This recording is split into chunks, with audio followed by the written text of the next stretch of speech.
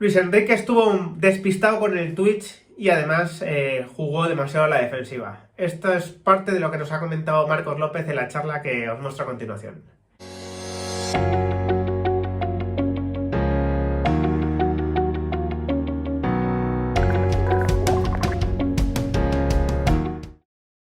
Muy buenas a todos, ¿qué tal? Tenemos charla con Marcos López, ya lo sabéis. Vamos a analizar las causas del fracaso de España, si ha despistado o no ha despistado a Luis Enrique el Twitch, cómo jugó España contra Marruecos y por qué fue incapaz de generar ocasiones. Y bueno, como siempre os digo, ¿no? Muchas gracias al restaurante Palermo en Majadahonda por apoyar esta sección de esta manera. Os lo recomiendo, desde luego, y por supuesto también os recomiendo suscribiros al canal si todavía no lo estáis. Dejad vuestro like si queréis más este tipo de vídeos y os dejo la charla con Marcos. Un fuerte abrazo.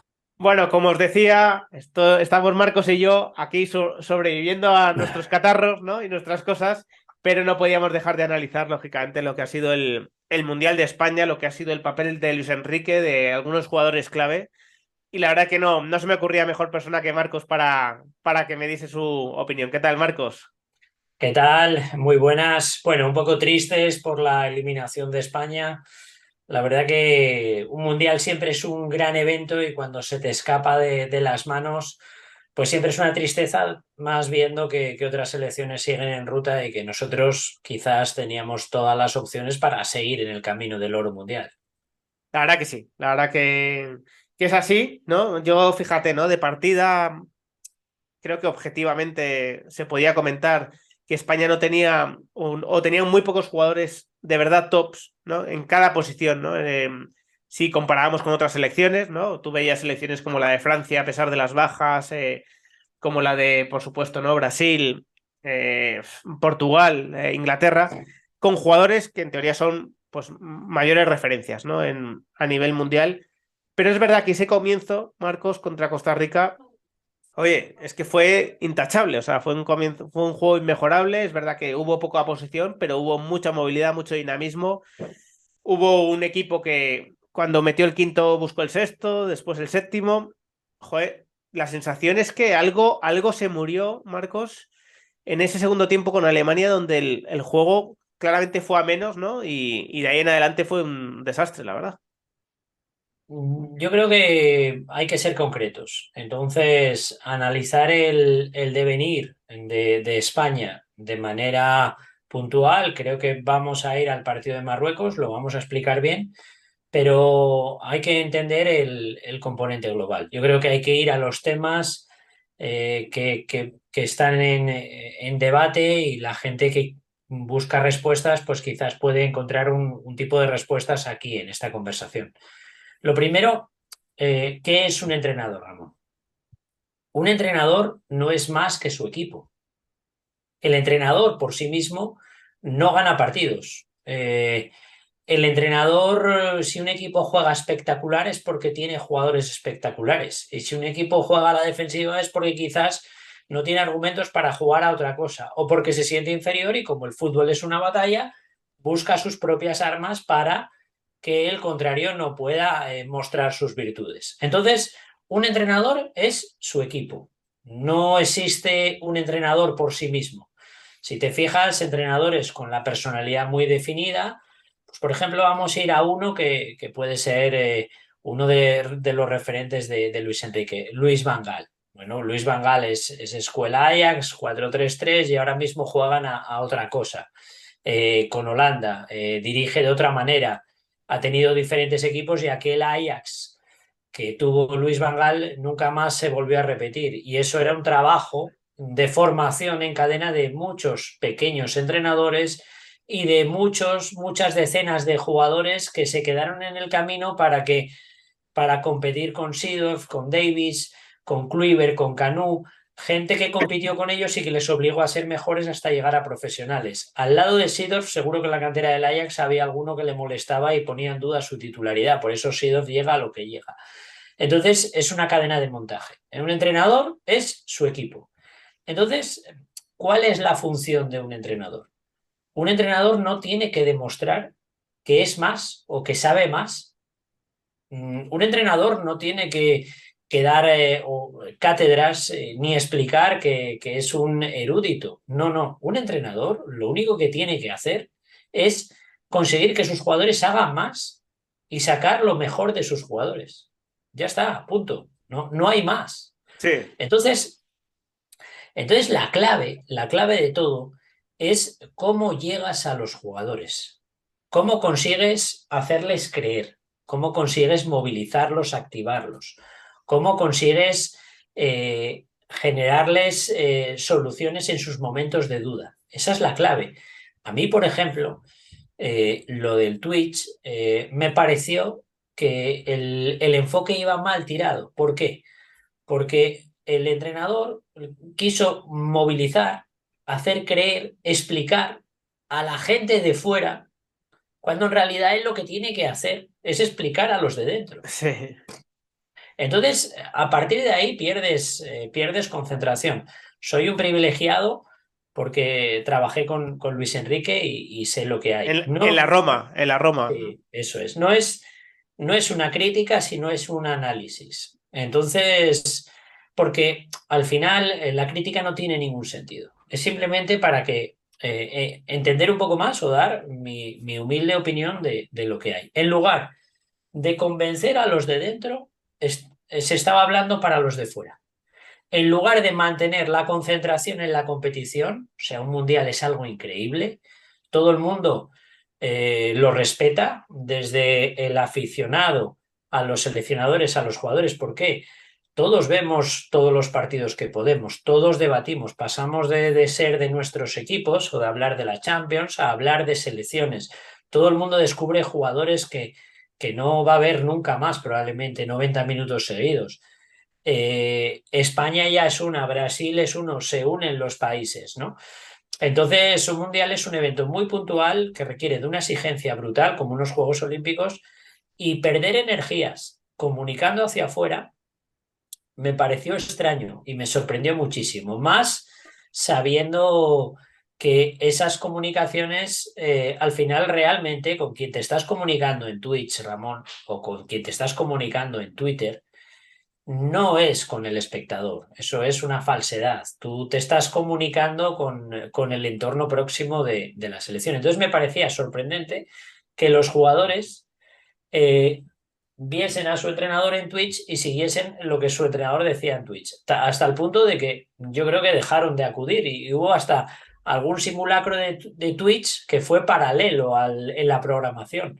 Sí. Entonces, creo que el gran problema de la selección ha sido que la selección no ha conseguido crecer más, llega al Mundial, aumenta la exigencia y la selección no crece, que en lugar de movilizar, convencer, hacer creer, explicar, decirle a los jugadores, puedes hacerlo y yo te voy a dar las herramientas para que puedas hacerlo, en lugar de eso llegó el bloqueo, llegó el miedo, llegó la tensión y creo que la comunicación, yo creo que no fue la acertada. Más allá de las redes sociales, más allá de lo que sea, creo que generalmente un equipo tiene que ser un búnker. Una concentración es para vivir el evento las 24 horas, con los descansos, con las comidas, con las películas, con los momentos de ocio, con la convivencia.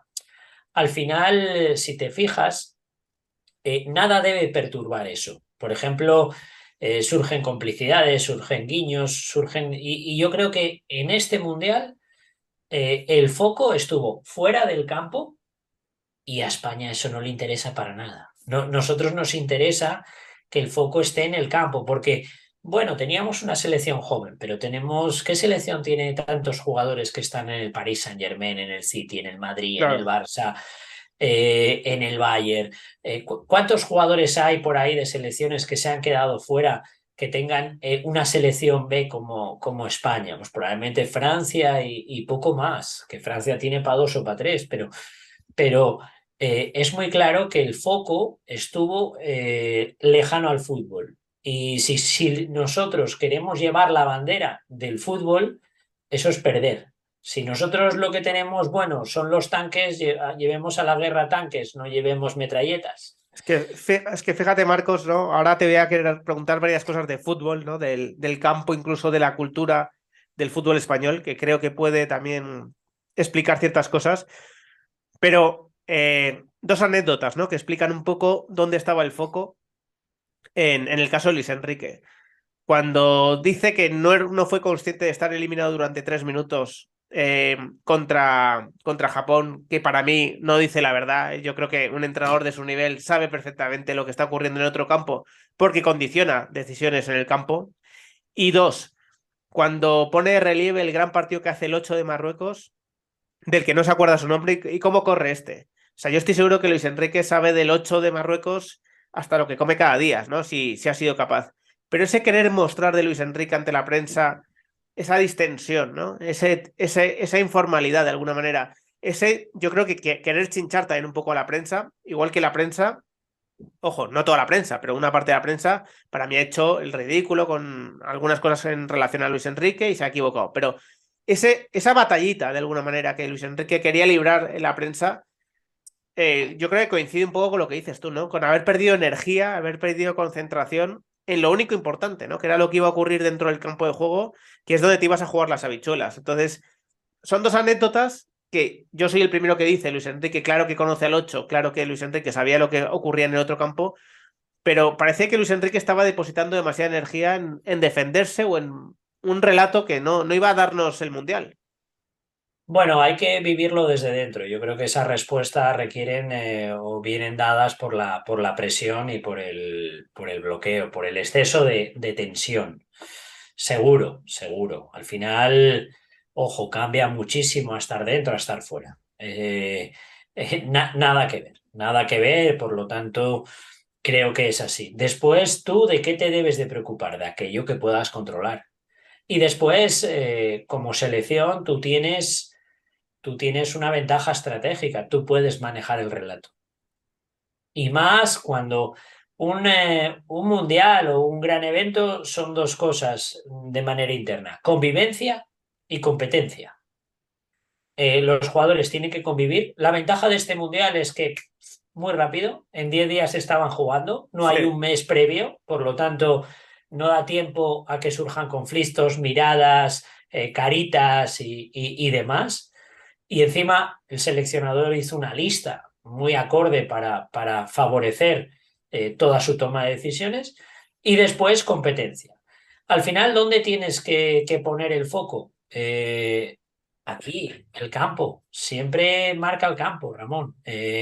Lo que quieran decir los demás, ya está. Tu batalla no es nunca con la prensa, nunca es con nada que ver que no sea el fútbol. Es que es así. En el momento que distorsionas eso, puede ser una estrategia pues para confundir al rival, para distraerle, para cambiar el foco. Bueno, hay muchas muy típicas, ¿no? O sea, al final el equipo no juega bien y venga, le metemos al árbitro al acabar el partido y así estamos hablando del árbitro.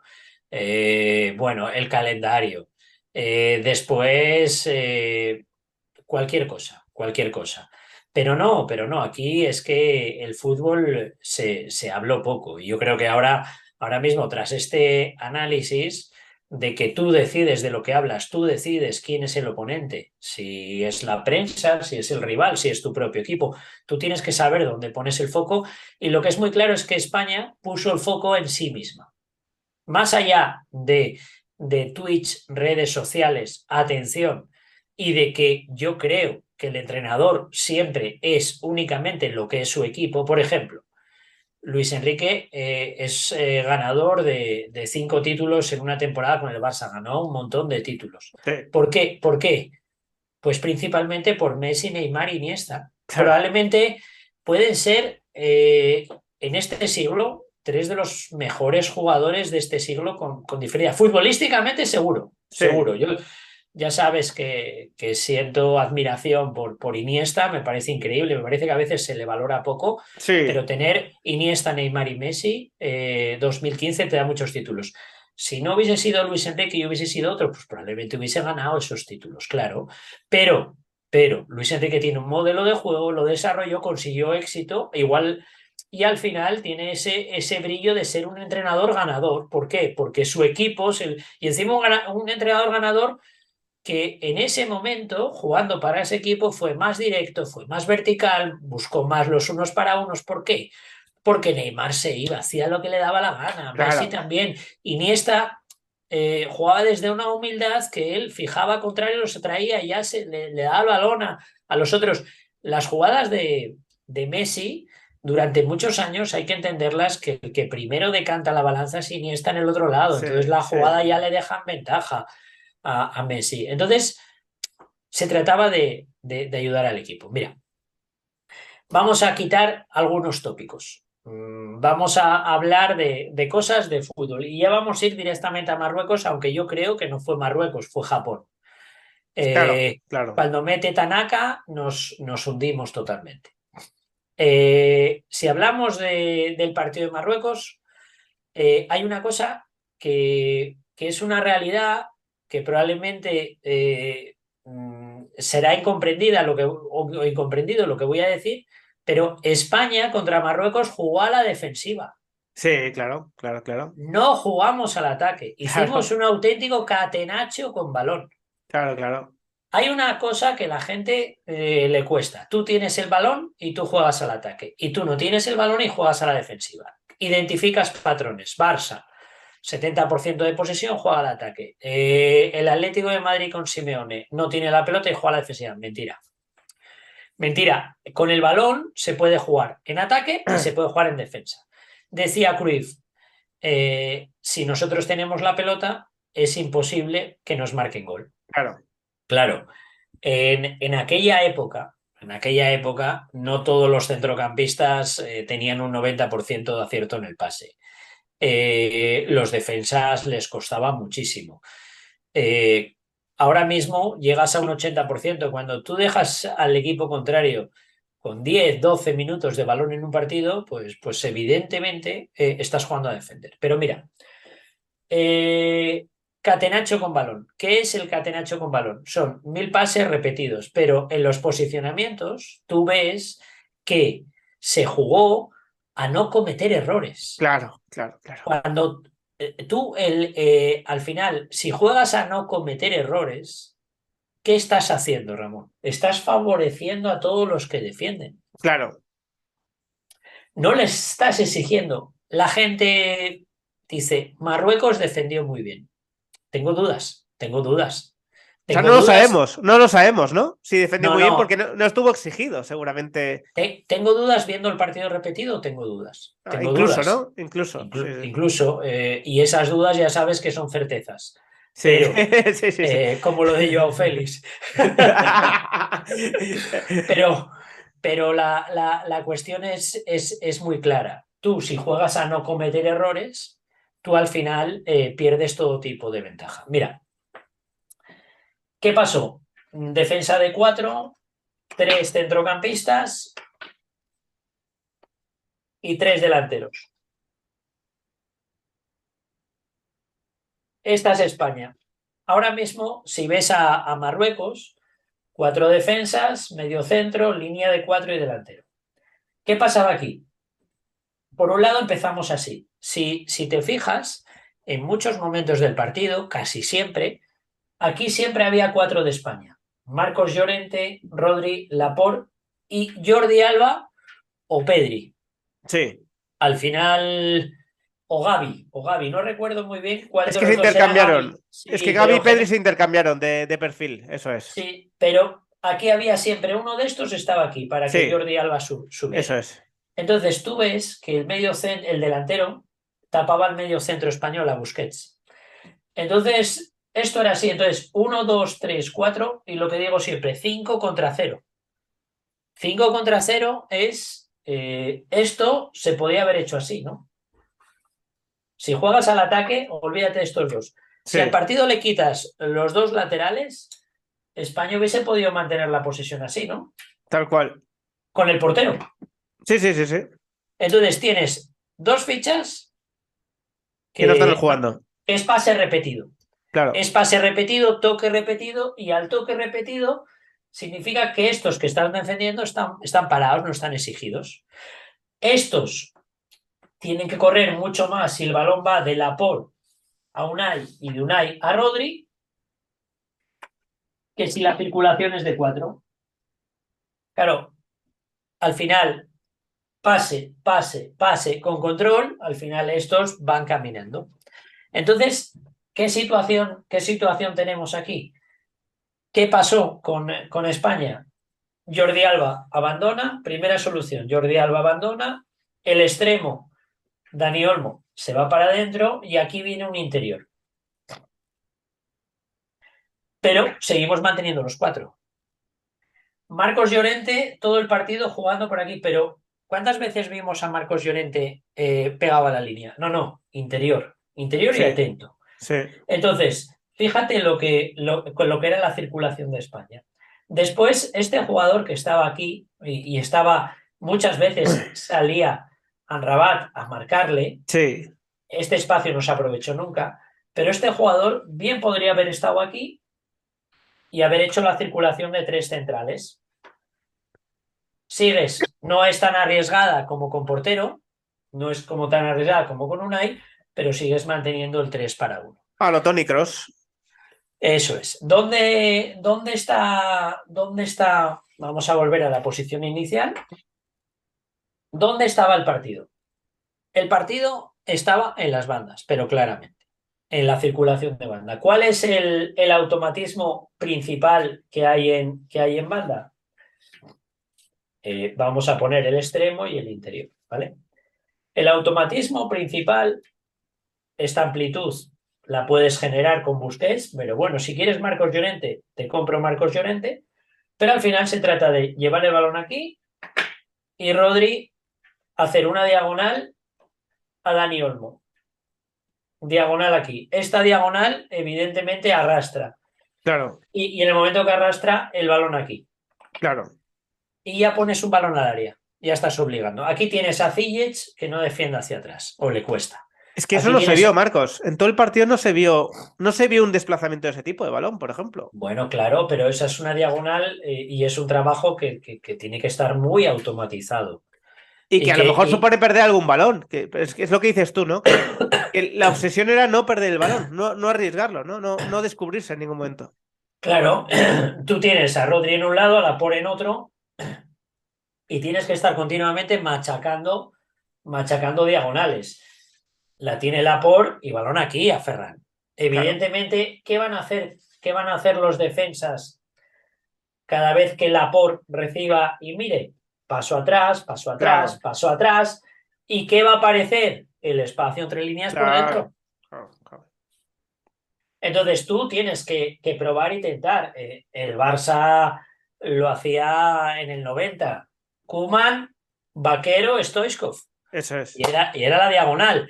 ¿Eso para qué se hacía? Para que la Drup y Begiristain y compañía jugasen por dentro. Claro, Si es que no era para meter gol. Oye, si metemos gol, pues fantástico. Pero tú hundes. ¿Qué pasa con esta diagonal? Vamos a hacerla en este lado. Tú metes diagonal a Ferran, hundes este jugador automáticamente. Cuando este la tiene, ¿por qué jugamos a la defensiva? Porque cuando Laporte la tenía, Marcos Llorente estaba aquí, ¿no? Marcos claro, Llorente tiene que estar a la espalda de Ziyech, claro, claro, claro. a la par y a la espalda, de tal manera de que este tiene que estar mirando la pelota y este también, pero el perfil de este le hace que la ventaja la tiene el lateral porque el lateral está viendo a Ziyech y al balón al mismo tiempo y sin embargo Ziyech no está viendo a este. Entonces metes balón aquí. Era Bufal el de la izquierda, pero sí, se entiende Bufal, igual, Bufal, se Bufal es entiende lo mismo. igual en cualquiera de los dos lados, eso es. Eso es, eso es. Entonces, es muy claro. ¿Qué pasa cuando llegas al área? Mira, cuando llega, automáticamente, si este recibe, este salta, este se queda, este cierra y este cierra. ¿Qué pasa aquí? Que no es defensa de 5, que es defensa de 4. Claro, Entonces, con el interior alejado, tú tienes que entrar al remate. Este tiene que entrar de segunda línea para fijar. Y estos, los dos primeros, tienen que hundir posición de remate hacia adentro. claro, Entonces, ¿qué pasa? Que aquí se genera un 2-1. Y el lateral decide, si viene a este, el balón es a este. Si se queda con este, el balón es a este. Además de que si hay ese corte al primer palo y hundir, o sea, ese desborde, te queda liberado toda la segunda línea, que Claro. es la llegada de Pedri y de Gavi para rematar. Automáticamente, como no es defensa de 5, solo 3 jugadores de Marruecos ocupan el área. Y tú tienes a 3 delanteros contra esos 3 más la llegada de los interiores. Tienes Claro. ventaja. Este jugador, el 8, el 4 el 11, creo que era, Sí, creo que era 11, sí. Sobiri, o Sabiri, no te van a llegar aquí a defender. Porque están, cuando este la tiene aquí, están mirando la pelota. Y están cerrando estos pases. Entonces, si tú lo haces, tienes ventaja numérica porque no es defensa de 5. Bueno, ya no te digo si este consigue desbordar 1 para 1. Claro, es que aparte, Marcos, ya, Si o este sea, consigue desbordar, entras como quieres, pero claro, al final, lateral izquierdo, Mazraoui, diestro. Si le atacas la izquierda, va a lo sufrir. desbordas. Va a sufrir. Es un lateral ofensivo. Arraf es un lateral ofensivo. Los dos centrales, evidentemente, hay que desprotegerlos. ¿Tú qué tienes que hacer? Pues meterles una referencia. Entonces, primer corte, el del extremo, siempre. Segundo corte, el del lateral. Pero ¿qué pasa si en el cambio de juego Ziyech se va con Jordi Alba? Se va con Jordi Alba. El balón lo tiene, este automáticamente se tiene que abrir y tiene que buscar a este. Y aquí Claro, hay que buscar este 2 para 1. Este 2 para 1 claro. hay que buscarlo, girarse y encarar. Balón aquí y corte del alejado y para adentro. Es que Es, aparte, es así porque al final el corte aquí, cuando la tiene el interior, lo vuelves a repetir, este para adentro y este gana. ¿Qué pasa? Que aquí te queda un Boufal, te queda un Nenesiri, pasaría al contraataque y Busquets automáticamente tiene que corregir posición. Pero claro, eso es jugar al ataque. claro, España no jugó al ataque, jugó a no cometer errores. Y al no cometer errores pierdes toda la ventaja posicional que te da el juego de balón. Y al perder esa ventaja posicional, automáticamente los pases se repiten, se cae en la dinámica, aparece el miedo y aparece el bloqueo y volvemos al punto de partida. ¿Qué tiene que hacer un entrenador? Conseguir que los suyos crean, vuelen, hagan más, demuestren más. Y nosotros fuimos víctimas de un gran bloqueo. Llegó contra Japón y ya se quedó en Marruecos, pero por el miedo a no cometer errores y por la tensión. La tensión se vio en los himnos, mal asunto, y en los penaltis se vio bueno, que estaba moscado. Es muy difícil en fútbol anticipar, pero todo lo sucedido en los penaltis, todos tuvimos la sensación de que iba a pasar así. Y no era derrotismo, no era decir, oye, vamos a perder para ver si ganamos o a ver si... La sensación es que estábamos totalmente superados. Y después hay una cosa que no acabo de entender. Para ser felices hay que bajar las expectativas. ya. Entonces, sensación. Me encantó, ¿eh? El partido España-Alemania me encantó, me pareció espectacular. Lo comentamos aquí, nos Sí, gustó mucho, sí, sí, lo sí, comentamos aquí. probablemente haya sido el mejor partido del Mundial. A nivel de dos selecciones que juegan, ¿vale? Pero el resultadismo.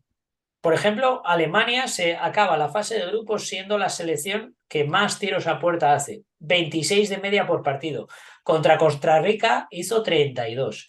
Si Alemania le mete 8 a Costa Rica, bueno, la sorpresa hubiese sido para mí. Lo que no controlaba era que Costa Rica le ganase a Alemania. Y Claro. cuando se pone Costa Rica por delante, me parece algo increíble, porque ya que pasen Japón y Costa Rica ya es el despiporre del Sí, fútbol, o sea, ya es el despiporre.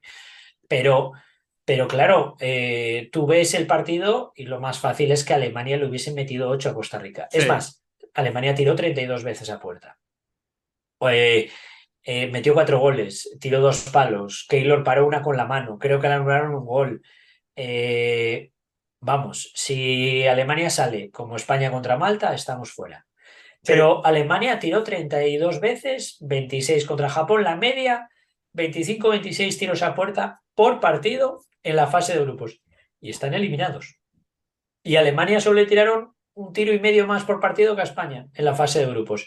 El fútbol nunca sabes, pero eso de España y Alemania nos vemos en la final, eso de que somos los que mejor jugamos, los mejores, desde fuera sí, desde fuera pues probablemente. Somos todos forofos, todos queremos que Sí. España gane, todos, bueno, pues al final, oye, pues ¿por qué vas a estar continuamente con esa presión de decir, oye, tranquilos, no, pues jugamos muy bien, pero las expectativas hay que rebajarlas, hay que ponerlas todas en su justa medida. Y hubo un momento que parecía que teníamos recursos para dar y tomar. Y sinceramente, no teníamos recursos, no teníamos preparado un fútbol o automatizado, un fútbol más suelto, más dinámico, con entradas por dentro, por fuera, sabiendo. Creo que era una selección muy joven, había que ayudar a la selección y no conseguimos superar el bloqueo, Ramón. Es que es la sensación un poco, ¿no? Que dio esa falta de recursos, ¿no? De un plan B, fíjate, ¿no? De tener la capacidad de cambiar el partido, el plan del partido, ya no solo desde el banquillo por parte de Luis Enrique, sino también la propia personalidad de algunos jugadores de decir, oye, no está yendo, no está yendo, no está yendo, estamos siempre chocando en lo mismo, vamos a hacer otra cosa, ¿no? Y aquí, y para terminar, no sé si, joder, o sea, los resultados de España en los mundiales tras 2010 son los que son 3 victorias, al final estas casualidades nunca lo son, ¿vale?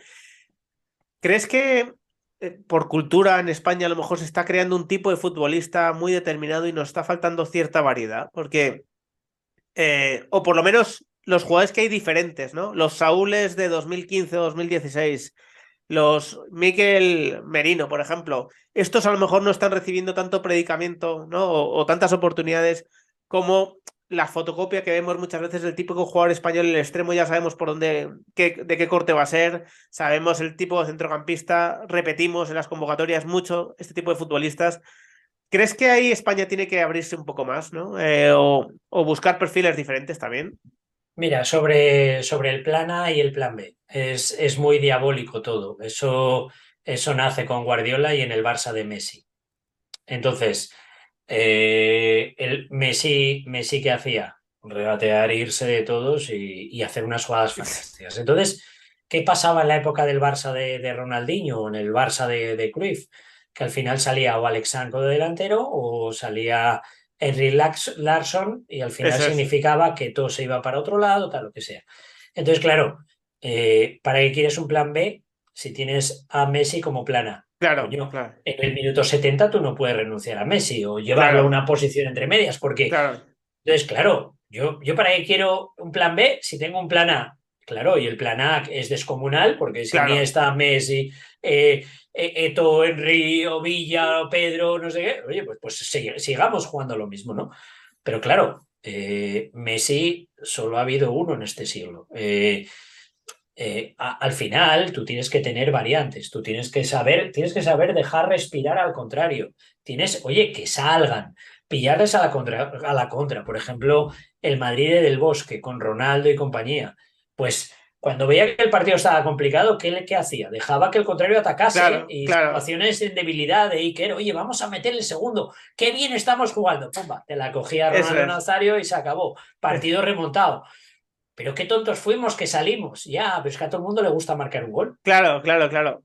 Entonces, hay muchos planes, hay muchas trampas, hay a nivel psicológico en un partido, hay que saber jugar los partidos. Entonces, dejar respirar al contrario también es una manera de jugar, también es una manera de competir, ver que pueden salir, ver sufrir un poco nosotros aquí, bueno, lo que sea. Y sobre el tipo de jugador. Bueno, la lista dio para mucho y se habló de mucho. A mí me sorprende que, por ejemplo, un jugador formado en este estilo, como Thiago Alcántara, no haya contado para nada y que, por ejemplo, Gavi y Pedri no hayan tenido reservas o suplentes en el Mundial. Complicado, hay muchos jugadores, hay muchísimos, pero sí, o sea, necesitamos. Al final, el juego de toque, Ramón, para acabar, ¿en qué acaba? En el uno para uno. Hay que pasar el uno para uno. Se necesita jugadores que regateen, jugadores que Claro. desborden, jugadores que se atrevan, jugadores que no jueguen a cometer errores y se atrevan a equivocarse. Siempre hay que saber en qué zona del campo te tienes que equivocar. Claro. No te puedes equivocar en propio campo, pero aquí tienes que buscar la jugada diferencial, y la jugada diferencial es aquella en la cual, si pierdo el balón, voy a sufrir. Fíjate, cada vez que Messi pierde la pelota en propio campo, es ocasión de gol en contra Sí. de Argentina, del Paris Saint-Germain o del Barça. ¿Por qué? Porque no hay ningún compañero que se prepare para la posible pérdida de Messi. Entonces, robarle a Messi es generarle una ocasión de gol a su equipo. Pero es que Messi arriesga. Es que Claro. Messi es el que tiene que arriesgar. Pues muchísimas gracias, Marcos, por esta charla muy ilustrativa. Seguro que profundizaremos más. Y nada, que nos vemos la semana que viene.